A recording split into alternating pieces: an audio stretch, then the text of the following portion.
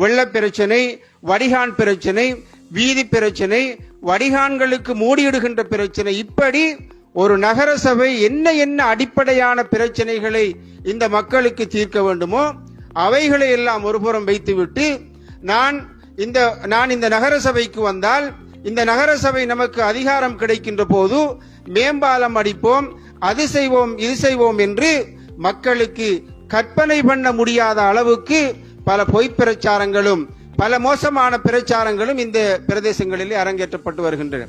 மதிப்புக்குரிய சகோதரர்களே, நமது ஊரை பொறுத்தவரையிலே நல்ல கல்விமான்கள் இருக்கிறார்கள், உலமாக்கள் இருக்கிறார்கள், படித்தவர்கள் இருக்கிறார்கள், இந்த பிரதேசத்தை நேசிப்பவர்கள் இருக்கிறார்கள், வெளிநாட்டோடு தொடர்புள்ளவர்கள் இருக்கிறார்கள். மிக தெளிவாக அவர்கள் ஒவ்வொன்றையும் வழங்குகிறார்கள். ஆனால் தேர்தல் என்று வருகின்ற போது நல்லவர்களை தெரிவு செய்வதிலே இங்கே ஒரு தடுமாற்றம் இருக்கிறது. அதிகாரத்தை வழங்கிவிட்டு மீண்டும் அதிகாரத்தை கோருகின்ற போது உண்மையிலே அந்த அதிகாரத்திலே இருந்தவர்கள் கூச்சப்பட வேண்டும். அந்த மக்களை நான் எந்த முகத்திலே சந்திப்பேன் என்று அவர்கள் கூச்சப்பட வேண்டும். நான் எனது வட்டாரத்திலே மக்களை போய் சந்திக்கின்ற போது அந்த மக்கள் எப்படி 2006ஆம் ஆண்டு நாங்கள் தேர்தல் கேட்டு சென்ற போது என்ன என்ன பிரச்சனைகளை சொன்னார்களோ அதே போல 2025ஆம் ஆண்டு நாங்கள் செல்கின்ற போதும் அதே பிரச்சனைகளைத்தான் சொல்கிறார்கள். எந்த விதமான அடிப்படை பிரச்சனைகளும் பூரணமாக அறிவு ரீதியாக திட்டமிட்ட அடிப்படையில் தீர்க்கப்படவில்லை என்பது இந்த பிரதேசத்திலே ஒரு பெருங்குறையாக இருக்கிறது. வீரவசனம் தாராளமாக இருக்கிறது. மக்கள் தங்களுடைய பிரதேசத்திலே இருக்கிற அடிப்படையான பிரச்சனைகளை கூட தீர்த்து கொள்ள முடியாத ஒரு சூழலில் இருக்கிறார்கள். கடந்த பெருநாள் காலத்திற்கு பிறகு தொடராக 5-6 நாட்கள் குப்பைகளை அள்ள முடியாத ஒரு துர்ப்பாக்கியமான சூழல் இந்த பிரதேசத்திலே இருந்தது. மக்கள் தங்களுடைய கழிவுகளை வீதிகளிலே வைக்கின்ற ஒரு நிலைப்பாடு இருந்தது.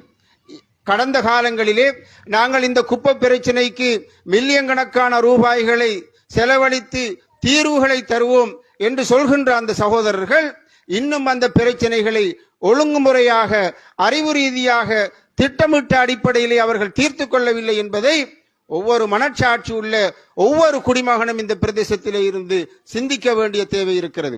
எனவேதான் மதிப்புக்குரிய சகோதரர்களே, நல்லாட்சிக்கான தேசிய முன்னணி கடந்த காலங்களிலே எவ்வகையான வேலை திட்டங்களை உங்கள் மத்தியிலே முன்வைத்ததோ அதனை உண்மைக்குண்மையாக மக்களுக்கு விசுவாசமாக செய்யக்கூடிய ஒரு சூழல் தற்போது ஏற்பட்டிருக்கிறது.